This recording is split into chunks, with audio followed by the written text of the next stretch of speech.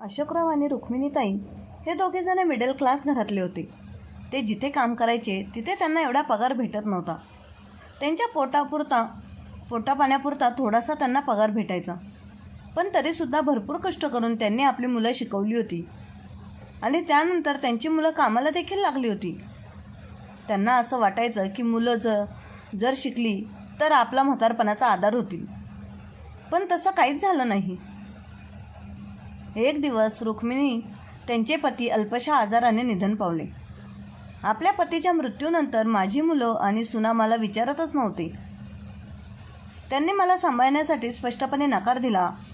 परंतु माझ्या नवऱ्याने माझ्या भविष्यासाठी अशी काही सोय करून ठेवली होती की ते पाहून मुलांनी आणि सुनांनी पूर्णपणे एकटे पाडल्यानंतर मला माझ्या पतीची म्हणजेच अशोकरावांची खूप आठवण येऊ लागली. माझ्या डोळ्यातून अश्रू वाहू लागले. म्हणून मी अशोकरावांचं कपाट उघडून त्यातील एक वस्तू खूप प्रेमाने न्याहाळत होते. तेव्हा त्यांच्या लॉकरमध्ये मला एक फाईल दिसली. त्या फाईलमधले पेपर बघून मी जागेवरच बेशुद्ध झाले. मी रुक्मिणी आज अशोकरावांना जाऊन 2 वर्ष पूर्ण झाली होती. मी अंथरुणात बसून त्यांच्या फोटोकडे बघून रडत होते. मला त्यांची खूप आठवण येत होती. आजच्या दिवशीच माझा संसार उद्ध्वस्त झाला होता. अशोकराव होते तोपर्यंत सर्व काही ठीक होते. त्या दिवशी अशोकराव नेहमीप्रमाणे सकाळी लवकर उठून बागेतून चालून आले. मी त्यांच्यासाठी चहा बनवला. त्यांनी चहा घेतला आणि त्यांच्या छातीत खूप दुखू लागलं. काही बोलायची संधी देखील मिळाली नाही. अवघ्या 10 मिनिटांत सगळं काही संपलं होतं. माझा संसार उद्ध्वस्त झाला. त्यांची मान एका साईडला पडली. आम्ही सर्वांनी घाईघाईने त्यांना डॉक्टरकडे नेले. डॉक्टरांनी त्यांना तपासले आणि डॉक्टर म्हणाले ते आता या जगात राहिलेले नाही. तुम्ही त्यांना घरी घेऊन जा. त्यानंतर आम्ही त्यांना घरी आणलं. आता तर माझ्यावर दुःखाचा डोंगर कोसळला होता. माझे मन जणू भानच हरपून गेले होते. अचानक हे काय झालं होतं? माझं मन जागेवरच नव्हतं. माझ्या पायाखालची जमीन सरकली. मला धड चालता येत नव्हतं. मी अडखळत चालत होते. दोघेजण मला धरून चालले होते. अवघ्या 10 मिनिटात होत्याची नव्हते झाले होते. हा माझ्यासाठी खूप मोठा धक्का होता. अशोकराव गेल्यानंतर मला जगणं कठीण झालं होतं. माझं कशातही लक्ष लागत नव्हतं. मला त्यांच्याशिवाय जगावं लागेल हा विचार मी स्वप्नात देखील केला नव्हता. मी त्यांचा विचार करत आणि त्यांच्या आठवणींमध्ये तासनतास एका जागेवर बसत होते. अशोकराव असताना मला कसलेही टेन्शन नसायचं. सगळं काही ते सांभाळत होते. त्यांचा खूप मोठा आधार होता मला. त्यांच्याशिवाय आयुष्यात एकटं वाटत होतं. अशोकरावांशिवाय आयुष्य वेदनादायी असेल याची साधी कल्पना देखील मी केली नव्हती.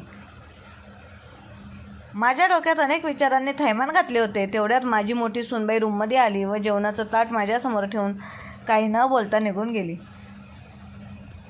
रोज सकाळी मोठी सूनबाई व संध्याकाळी धाकटी सूनबाई जेवणाचे ताट माझ्यासमोर देत होती. अशोकरावांच्या मृत्यूनंतर माझ्या मुलांनी माझ्या देखील वाटण्या केल्या होत्या. अशोकराव होते तोपर्यंत सर्व काही त्यांच्याच हातात होतं. वडील होते तोपर्यंत घरात सगळे देखील खेळीमेळीचं वातावरणात राहत होते. सगळ्यांची जेवणही सोबत असायची. सगळे एकसाथ जेवायला बसायचे. कुणालाही कुठल्याही गोष्टीची कधीही कमी भास नसायची. आज त्यांना जाऊन 2 वर्ष झाली होती. पण दोन्ही मुलं आणि दोन्ही सुना फक्त 2 वेळचे जेवण समोर आणून ठेवत होत्या. इतर वेळी त्यांनी घरात खाण्यासाठी एक कोणती गोष्ट आणली तर त्यांनी कधीच त्यातला घास आईला दिला नव्हता. मला नेहमी वेगवेगळ्या खाद्यपदार्थांचे बॉक्स मोकळे कचरापेटीत दिसायचे. पण त्यातला घास कधीच माझ्या वाट्याला आला नव्हता. दोन्ही सुना फक्त ताट ठेवण्यापुरत्याच रूममध्ये यायच्या. त्या माझ्यासोबत काहीही बोलत नसत. दिवसभर मी अशीच एकटी बसून राहत होते. पूर्ण दिवस एकटीच बसून कसा बसा तरी वेळ घालवत होते. माझी दोन्ही मुलंही कधी आई काय करते म्हणून डोकावतही नव्हती. माझ्या रूममध्ये घरातील या सर्व वातावरणामुळे मी अशोकरावांच्या दुःखातून बाहेर पडू शकले नव्हते. मी माझा सगळा वेळ त्यांच्या आठवणीतच घालवत होते. आज त्यांना जाऊन 2 वर्ष पूर्ण झाली. 2 वर्षापूर्वीचा दिवस माझ्या नजरेसमोर उभा राहत होता आणि मला खूप भरून येत होतं. म्हणून मी अशोकरावांच्या कपाटाजवळ जाऊन बसले आणि त्यांच्या कपाटातून एक वस्तू काढून ती माझ्या डोळ्याने निहाळत ती हृदयाला कवटाळून मी रडत होते. त्या कपाटामध्ये अशोकरावांची एक महत्त्वाची फाईल होती. अशोकरावांनी याआधी मला कधीही ती फाईल बघू दिली नव्हती. ते नेहमी ती फाईल माझ्यापासून लपूनच कपाटामध्ये ठेवत असायचे. परंतु आज जेव्हा कपाटात मला ती फाईल दिसली त्यावेळी मला खूप रडू आलं. कारण आज ती फाईल बघू नको म्हणणारं कोणीही राहिलेलं नव्हतं. आज ती फाईल बघताना माझ्या डोळ्यातले पाणी थांबत नव्हते. मी त्या फाईलमध्ये एक पान उघडू लागले आणि त्यामध्ये मला एक लिफाफा दिसला. मी तो लिफाफा उघडला. त्यामध्ये एक पत्र आणि काही कागदपत्रे होते. ते सर्व पाहून मला खूप मोठा धक्काच बसला.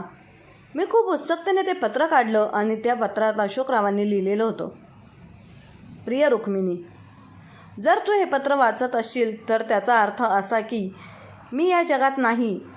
हे पत्र नक्कीच एक कागदाचा तुकडा, पण त्यामध्ये आपल्या दोघांच्या आयुष्यातले सुंदर क्षण आहेत. त्याचे वर्णन 4 शब्दांमध्ये करता येणार नाही. हा कागदाचा तुकडा माझ्या हृदयाचा आरसा आहे.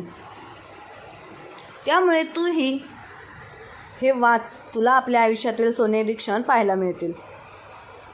त्यानंतर पुढे अशोकराव लिहितात की रुक्मिणी, मी तुझ्यावर खूप प्रेम करतो. आयुष्याच्या या प्रवासात तू मला खूप साथ दिली, मला खूप प्रेम दिलं, माझं घर सांभाळलं, आपल्या मुलांची काळजी घेतली. माझ्या प्रत्येक सुखदुःखात तू माझी साथ दिली खंबीरपणे.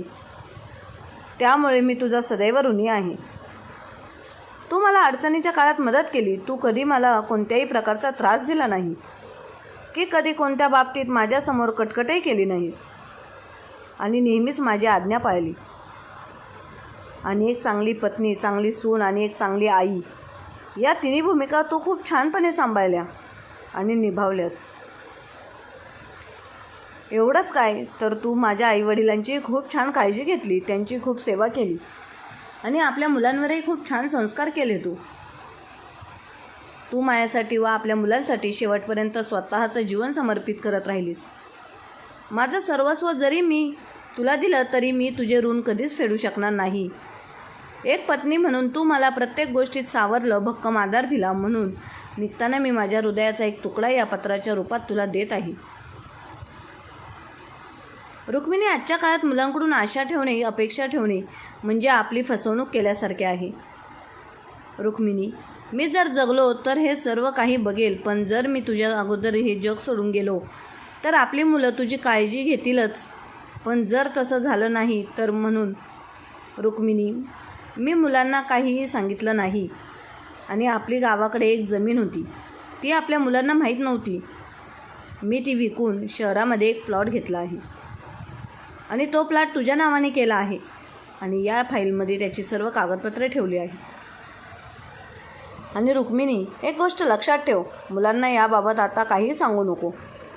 आपली मुलं जर तुझी काळजी घेत असतील तर हा प्लॉट त्यांना देऊन टाक आणि ते जर तुझी काळजी घेत नसतील तर तो विकून नेणाऱ्या पैशातून तू तुझी काळजी घे, स्वतः घे.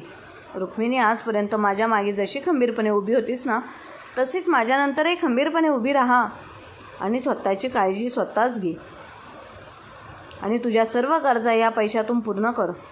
नेहमी आनंदी. मी काय तुझ्याबरोबरच आहे. मी आत्ता या जगात नसलं तरी सदैव मी तुझ्याबरोबर आहे. स्वतःला कधीही कमकुवत समजू नकोस आणि आयुष्य जगण्याचा नवीन मार्ग शोध. तू फक्त धीर धर, तू सर्व काही करू शकतेस. रुक्मिणी, हे पेपर वाचताना तू रडत आहेस असं मला माहीत आहे, परंतु तुझ्या अश्रूंना थांबव आणि माझे हे जग सोडून जाण्याने तुझ्या आयुष्यातील गेलेले ध्येय परत आण. तुझे जीवन योग्य मार्गाने जग, तरच माझ्या या आत्म्याला शांती मिळेल आणि मी सदैव तुझ्यासोबतच असेल.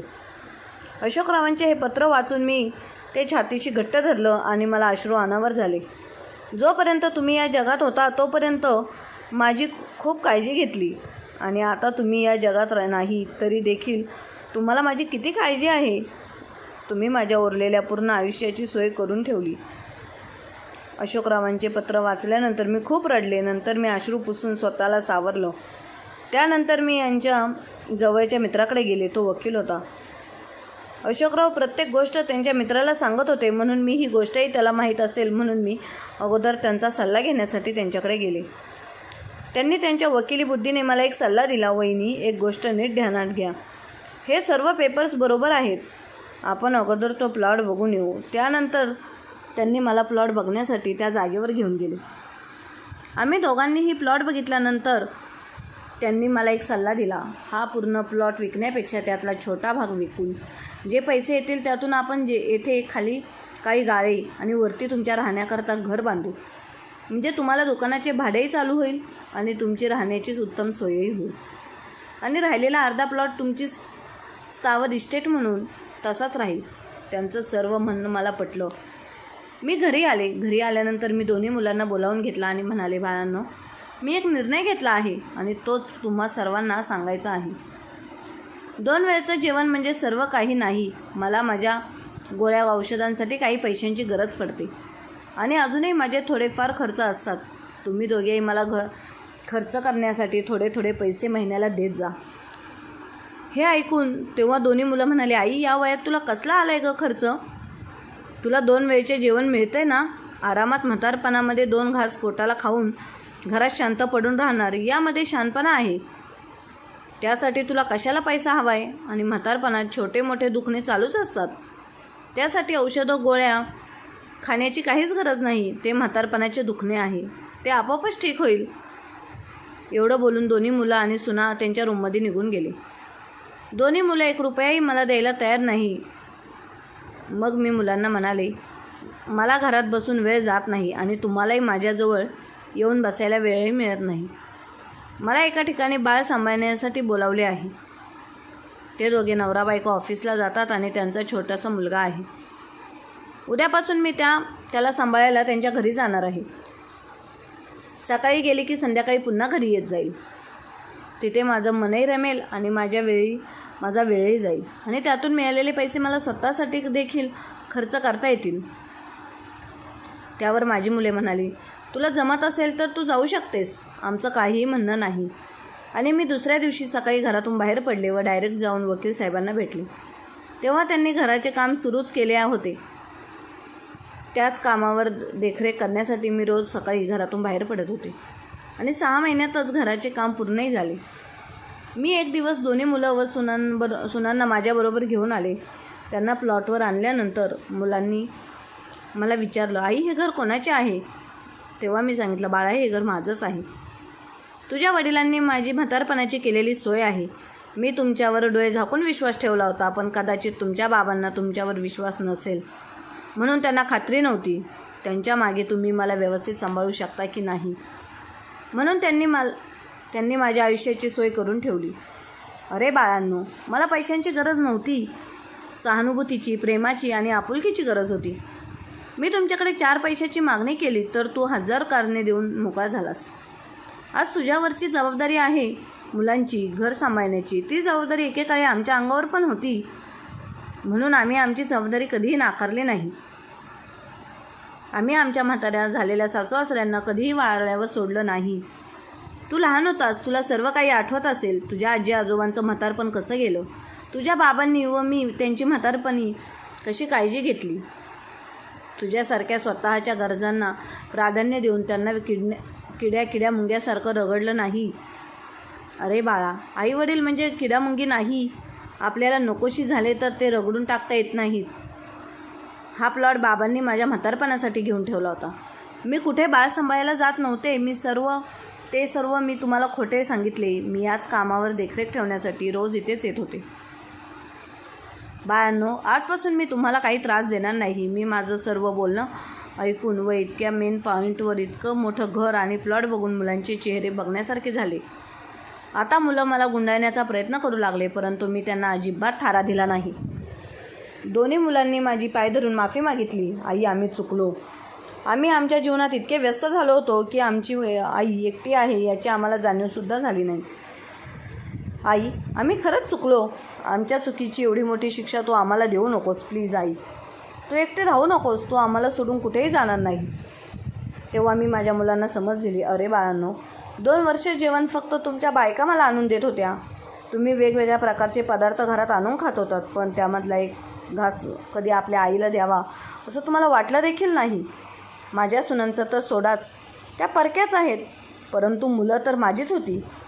परंतु तुम्हाला 2 मिनिटही आपल्या आईजवळ बसावं असं देखील कधीच वाटलं नाही. आपल्या आईचा एकटेपणा कधीच तुम्हाला जाणवलाही नाही. का रे? आता मी पुन्हा तुमच्याबरोबर कधीही येणार नाही. आता मी इथेच राहणार आहे कायमस्वरूपी. आणि माझ्या या घरात ज्यांना मुलं असून नसल्यासारखे आहेत असे किती आईबाप इथे आहेत, मी त्यांना घेऊन इथे राहणार आहे.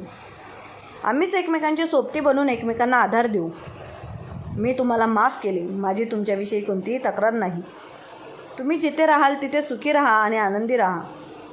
मित्रांनो, आयुष्यभर जबाबदारीचे ओझे पेलल्यानंतर म्हाताऱ्या झालेल्या आईवडिलांना दुसरं काहीही नको असतं. त्यांना फक्त तुमचं प्रेम, तुमची साथ आणि आपुलकी या सगळ्या गोष्टींची गरज असते.